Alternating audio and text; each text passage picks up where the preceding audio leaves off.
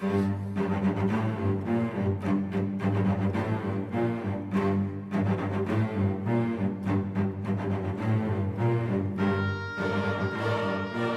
lives are spent striving towards the light, through the tunnel at birth, then the one, they tell us, which faces us at the moment of death. And in the years between, we continually strive to find the light. So what is it we are escaping? Is it all a metaphor for fleeing the sins and evil which lie within us all, or simply a way of avoiding the more tangible dangers which lurk where light does not venture? Demons down the tin mine, demons in the mind.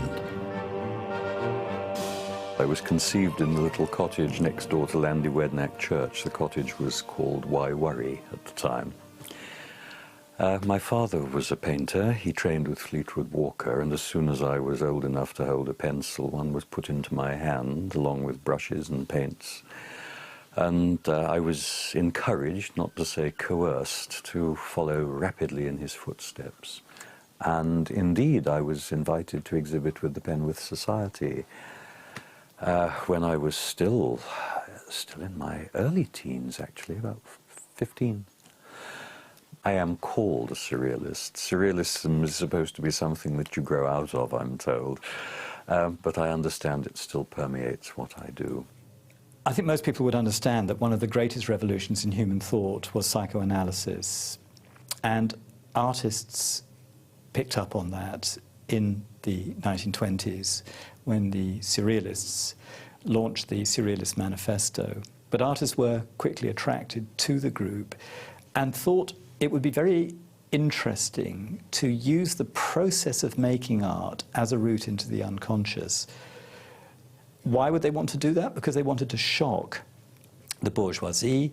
If rationality had led us to the First World War and industrialized slaughter, then maybe irrationality would offer a better future. And the Surrealists were keen that there was this social and political element to everything they stood for. They wanted to shake up the comfortable certainties of the world and see whether we could rethink some of our most cherished assumptions. And if art was a way of provoking people to rethink, then power to it, it would do that job. Obviously, I use a high degree of cunning. All painters are in the business of deception. But it's not...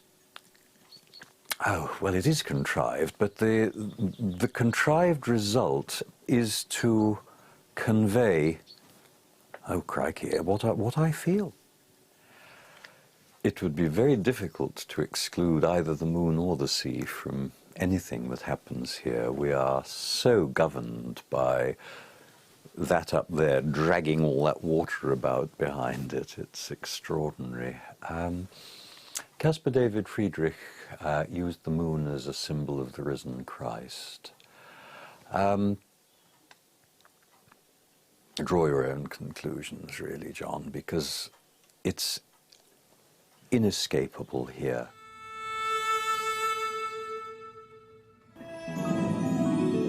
Mermaids, knackers, they have them all here. And let the list go on. Piskies leading the unwary across the moor, witches who curse or cure and fly on broomsticks, brownies and bogles, towering trolls, and laughing leprechauns.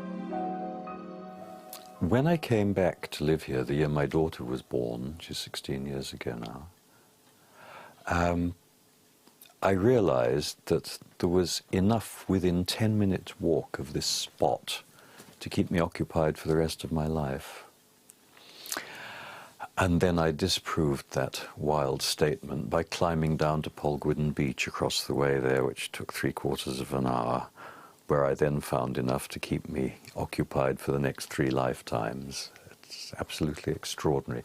That's where the natural arch that crops up in a lot of the flotsam paintings is.